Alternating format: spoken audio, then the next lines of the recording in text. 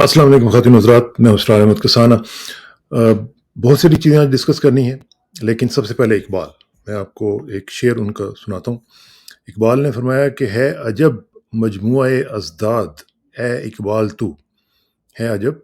मजमुआए अज़दाद ए इकबाल तू, रौनक हंगामाए महफ़िल भी है, तन्हा भी है। यानी अपने आप के बारे में वो कह रहे हैं कि एक अजीब यानी कॉन्ट्रडिक्शंस का एक सिलसिला है मेरे अंदर। और उसमें वो कह रहे हैं कि तो एक तरफ रौनक हंगामा महफ़िल भी है, यानी जिस महफ़िल में जाते हैं तो वहाँ पे आप सेंटर ऑफ एक्सीलेंस बन जाते हैं, सेंटर ऑफ अट्रैक्शन बन जाते हैं, और उसी में फिर आप महफ़िल में रहते हुए भी आप तन्हा भी हैं। तो ये अक्सर हम देखते हैं कि ये हमारे साथ भी होता है कई दफ़ा, और कई लोगों की ये पर्सनैलिटी इस तरह की होती हैं। और वैसे भी इंसान है, इंसान के अंदर तज़ादात भी होते हैं, कॉन्ट्राडिक्शंस भी होती हैं। इसलिए मजमूए अज़दाद कहा गया, यानी ज़िद को अज़दाद की जो जमा है ज़िद की, वो अज़दाद है। तो कॉन्ट्राडिक्शंस जो हैं वो हर इंसान में होती हैं। इसमें कोई ऐसी बात नहीं है, क्योंकि इंसान को अल्लाह ताला ने बनाया ही इस तरह है। इसमें शर भी है, खैर भी है। और अब हमारी ये कोशिश ये होनी चाहिए कि हम शर की बजाय खैर की तरफ बढ़ें, और नफ्स के ऊपर अपना काबू करें, और जितने भी तज़ादात कम हो सकते हैं उनको कम करें, ताकि हमारी जो शख्सियात है उनके अंदर एक ऐसा एक जज़्ब पैदा हो सके, एक ऐसी अट्रैक्शन पैदा हो सके कि जिसमें हम लोगों को भी अट्रैक्ट कर सकें, और सबसे बढ़ के ये है कि हम अल्लाह ताला के अच्छे बंदों में शामिल हो सकें। तो ये तो इकबाल का प्लान था, और इकबाल ने इस हवाले से अपनी बड़ी खूबसूरत शायरी की है। और काश कि हम इकबाल के ऊपर तवज्जो देते बहसीत कौम, और समझते कि उसका मैसेज क्या है।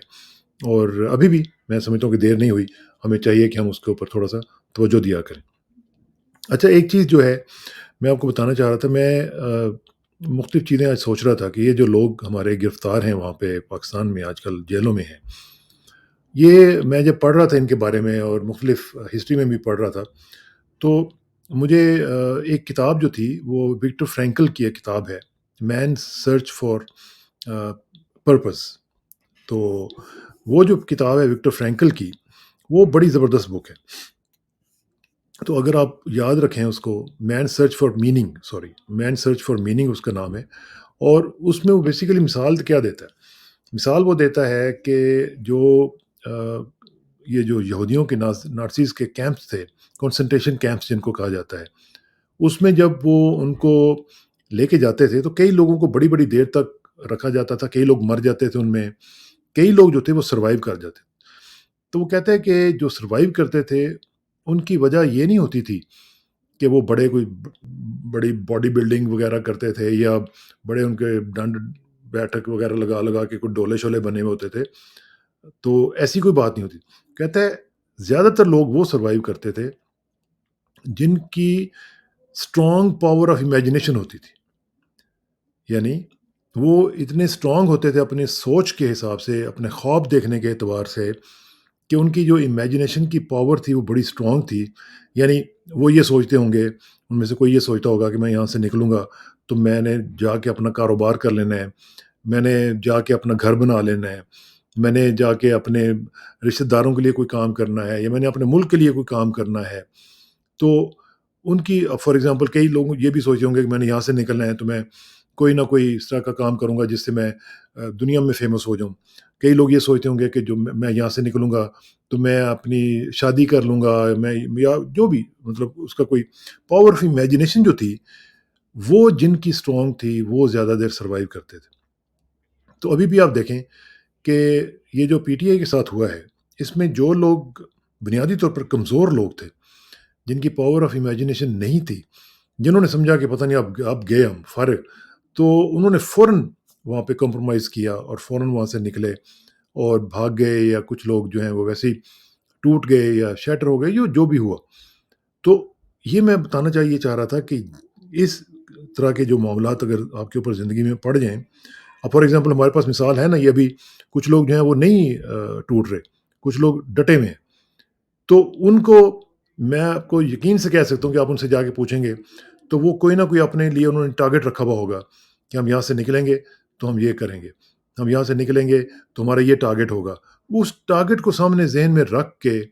وہ کچھ بھی ہو سکتا ہے، یہ بھی ہو سکتا ہے کہ ہم اللہ کی رضا کے لیے بیٹھے ہوئے ہیں، ہم اللہ کو خوش کرنے کے لیے بیٹھے ہوئے ہیں، ہم پاکستان کی خدمت کریں گے،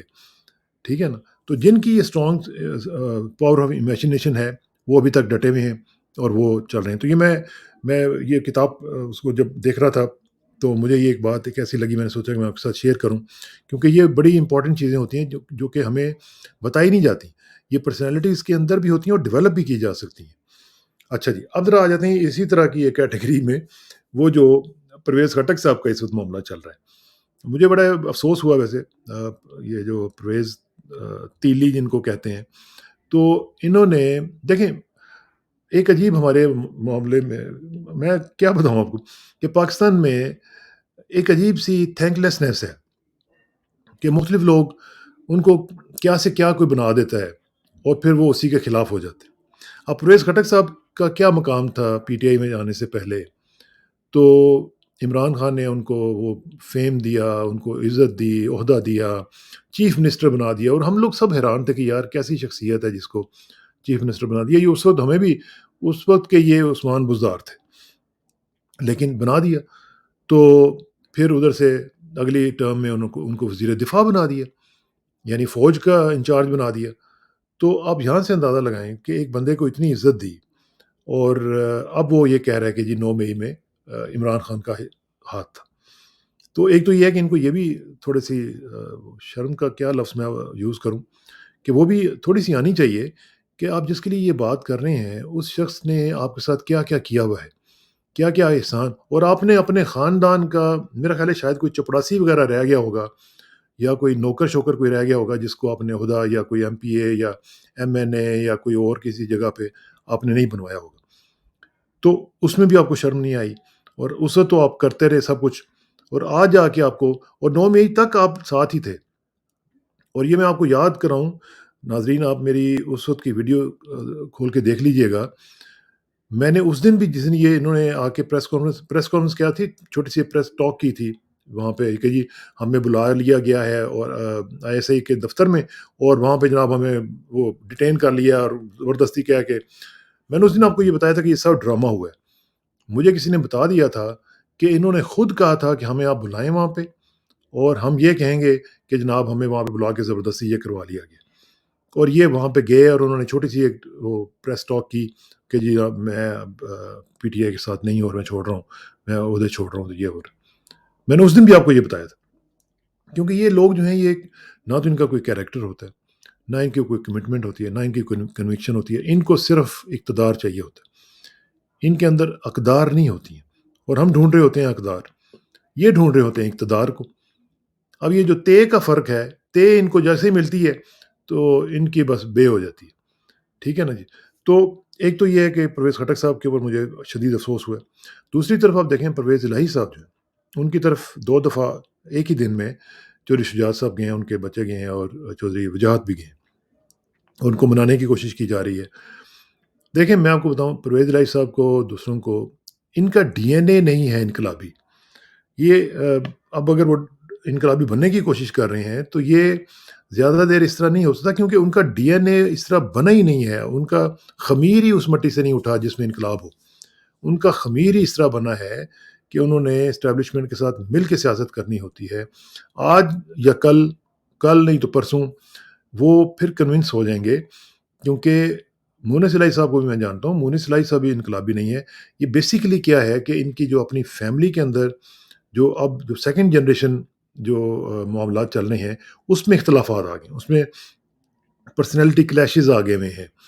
کیونکہ پہلے تو بڑے بھائی تھے، بڑے آپس میں چل رہے تھے، بڑے اچھے طریقے سے چل رہے تھے، بچے چھوٹے تھے، ان کو اتنی ہوش نہیں تھی،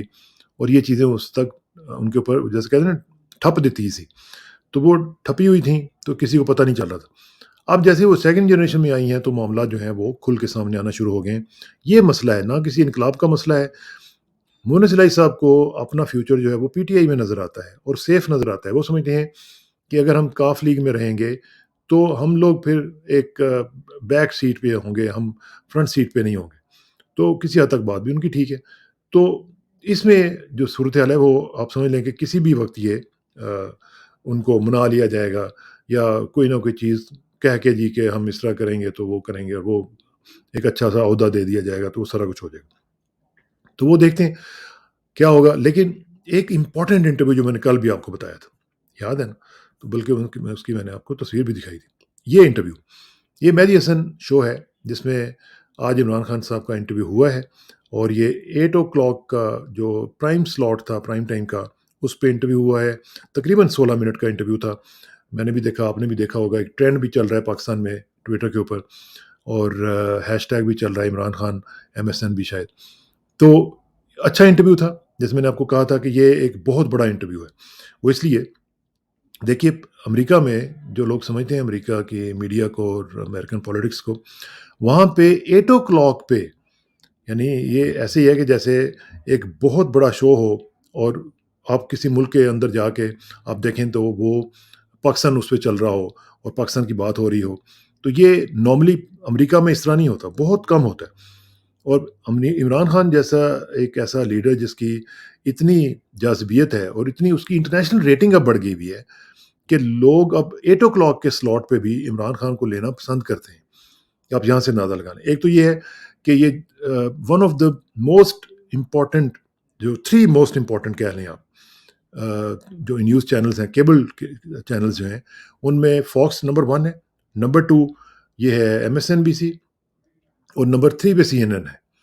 ٹھیک ہے نا؟ تو امریکہ میں یہ سیکنڈ موسٹ امپورٹنٹ اور سیکنڈ موسٹ پاپولر چینل ہے MSNBC، یہ NBC کا ہے۔ تو یہ اس کے اوپر اس طرح کا انٹرویو، اور اس میں بڑے زبردست اس نے کویسچن کیا۔ آپ کو پتہ ہے مہدی حسن جو ہے is known for his tough questions, تو انہوں نے سوالات کیے، عمران نے بڑے اچھے جواب دیے۔ ہیومن رائٹس کے حوالے سے بھی ان کے اوپر یہ بھی کہا گیا کہ جی آپ کے دور میں بھی میڈیا کے اوپر بڑا کریک ڈاؤن ہوا تھا، اور معاملات جو تھے بڑے کوئی اتنے اچھے نہیں تھے انڈر یور واچ۔ اس نے کہا کہ آپ نے یہ سارا کچھ دیکھا ہوگا۔ تو عمران نے اپنا ایک پوائنٹ آف ویو دیا کہ نہیں، ہم نے اس طرح نہیں کیا، اور کوئی کمپیریزن ہی نہیں بنتا جو آج کل ہو رہا ہے، اور ہم نے اس طرح نہیں کیا۔ تو ایک اچھا انٹرویو تھا، اور سب سے بڑی بات یہ ہے کہ ایک امریکن آڈینس میں، بلکہ اس نے پوچھا بھی کہ امریکن گورنمنٹ سے آپ کیا ایکسپیکٹ کرتے ہیں، تو عمران نے صاف کہا کہ ہم کوئی ایسی چیز ایکسپیکٹ نہیں کرتے، ہم صرف یہ ایکسپیکٹ کرتے ہیں کہ جو ان کی جو ویلیوز ہیں، وہ جو پروفیس کرتے ہیں، وہ ان کو ابھی بھی ان کو سیف گارڈ کرنے کی کوشش کریں۔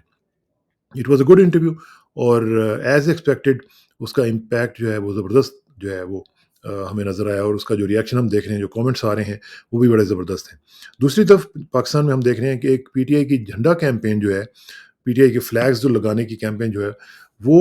بڑی تیزی سے بڑھ رہی ہے۔ خاص طور پہ KPK میں دیکھ رہا ہوں کہ اس کا بڑا زبردست ریئیکشن آیا ہے، اور اس میں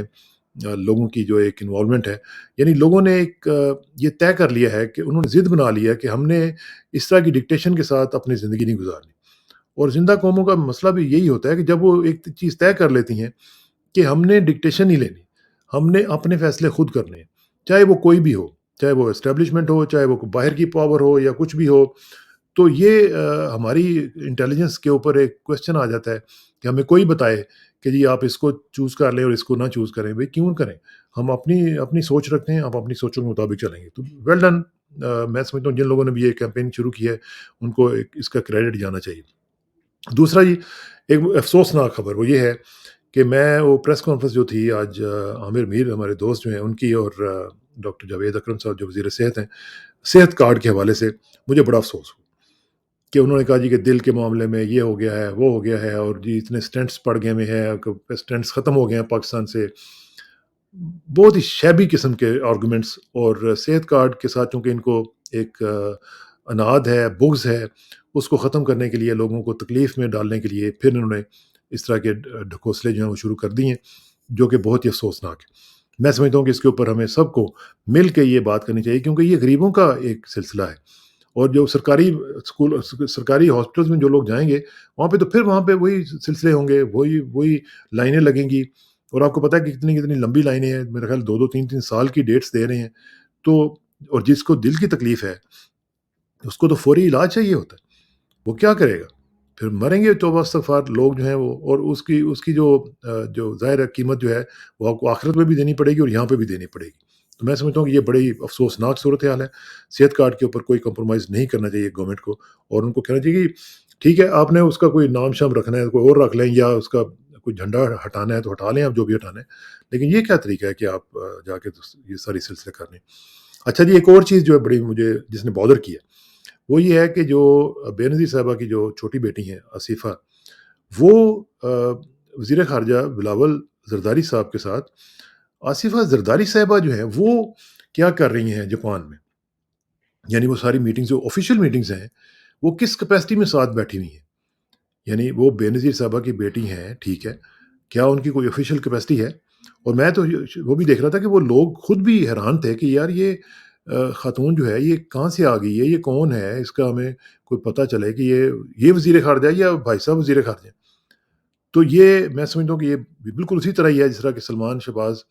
جو ہیں وہ شہباز شریف کی میٹنگز میں جا کے بیٹھتے تھے۔ اب یہ انہوں نے نیا کام شروع کیا ہے کہ اب ان کو بھی گروم کرنے کی کوشش کر رہے ہیں اور at the cost of Pakistani exchequer کر رہے ہیں کہ جناب ان کو ساتھ بٹھایا ہوا ہے۔ مجھے نہیں سمجھ آ رہی ہے کہ ہم لوگوں کی نہ کوئی ٹریڈیشنز ہیں، نہ کوئی ویلیوز ہیں، ہم جو چاہتے ہیں بس وہ کر ڈالتے ہیں، اور لوگ اگلے جو ہیں وہ شاید ہمارا مذاق اڑا رہے ہوں گے کہ یار یہ کیا چیز ہے۔ یعنی آپ کی جو اسٹاف کے لوگ ہیں وہ تو جاتے ہیں، نوٹ ٹیکرز ہوتے ہیں، باقی بات چیت کرنے والے، آپ کو گائیڈ کرنے والے، مختلف پوائنٹس بتانے والے لوگ ہوتے ہیں، لیکن ساتھ ان کی کیا ضرورت تھی آپ کو بٹھانے کی؟ تو میرا خیال ہے کہ ہمیں بحیثیت قوم اس کے اوپر احتجاج کرنا چاہیے کہ یہ کیا ہو رہا ہے۔ اچھا جی، آخر میں ذرا تھوڑا سا میں آپ کو بتاؤں کہ ایک ہمیں تھریٹ دیا گیا ہے، میں بلکہ آپ کو دکھائی دیتا ہوں، اور وہ بڑا عجیب سا تھریٹ ہے کہ جناب انہوں نے جو بھارتی وزیر دفاع ہیں وہ کیا کہہ رہے ہیں؟ وہ کہہ رہے ہیں کہ راج ناتھ سنگھ صاحب جو ہیں انہوں نے وارن کیا ہے پاکستان کو آف بفٹنگ ریپلائی، اور انہوں نے کہا کہ do not try to mess with India, we can enter and kill. ٹھیک ہے جی، یہ منٹ کی خبر ہے۔ یہ بھائی صاحب جو ہیں انہوں نے وہاں پہ یہ تقریر کرتے ہوئے کل انہوں نے یہ کہا کہ جناب ہم گھس کے ماریں گے پاکستان میں۔ تو یہ جو سلسلہ انہوں نے شروع کیا ہوا ہے، میں سمجھتا ہوں کہ یہ سچویشن کا فائدہ اٹھانے کی کوشش کر رہے ہیں، اور ان کی خواہش اور کوشش یہ ہوگی کہ جس طرح پاکستان مزید توبہ استغفار، جس طرح بھی ویسے ہماری حرکتیں بھی اس طرح کی ہیں کہ جتنا ویک ہوتا چلا جائے گا اتنا ہی یہ پاکستان کو ولنریبل سمجھتے ہوئے کچھ بھی کر سکتے ہیں۔ تو میری محترم وزیر دفاع صاحب سے، اور جو چبکیاں لگا رہے ہیں اور ڈبکیاں لگا رہے ہیں، ان سے گزارش ہوگی کہ آپ ڈبکیاں لگانے سے پہلے یہ سوچیں کہ آپ نے ان کا مقابلہ کیسے کرنا ہے، اور آرمی چیف صاحب سے میری گزارش ہوگی کہ آپ بھی جا کے فسٹس وغیرہ ایسے لہرانے کی بجائے جس طرح کہ آپ نے اگلے دن شہباز شریف کے ساتھ کیا ہے، اور بالکل اسی طرح جس طرح کہ مشرف صاحب نے بھی 12 مئی کے واقعات کے بعد کیا تھا، تو آپ یہ دیکھیں کہ اگر وہ گھس کے مارنے کی کوشش کرتے ہیں تو آپ کے پاس کیا آپشنز ہیں؟ کیا آپ تیار ہیں؟ کیا قوم آپ کے ساتھ کھڑی ہوئی ہے؟ تو یہ وہ کویسچنز ہیں جو آپ کو اس وقت دیکھنے والے ہیں کہ آپ کے جو نیشنل انٹرسٹ ہیں وہ کیسے سیف گارڈ کیے جا سکتے ہیں۔ تو ان تمام امور پہ انشاءاللہ اس کو ڈسکشن کو پھر آگے بھی لے کے چلیں گے۔ تب تک کے لیے اجازت دیجیے، آخر میں دعا کہ میری عزت کے لیے کافی ہے کہ میں تیرا ہی بندہ ہوں، میرے فخر کے لیے کافی ہے کہ تو ہی میرا پروردگار ہے۔ تو بالکل اسی طرح جس طرح میں چاہتا ہوں مجھے بھی اسی طرح بنا دے جس طرح تو چاہتا ہے۔ سپردم بتوں آئے خیش رہو، تو دانی حساب کم و بیش رہو۔ جس طرح کسانوں کو کل تک کے لیے اجازت دیجیے، جلدی ملاقات ہوگی انشاءاللہ۔ اللہ حافظ۔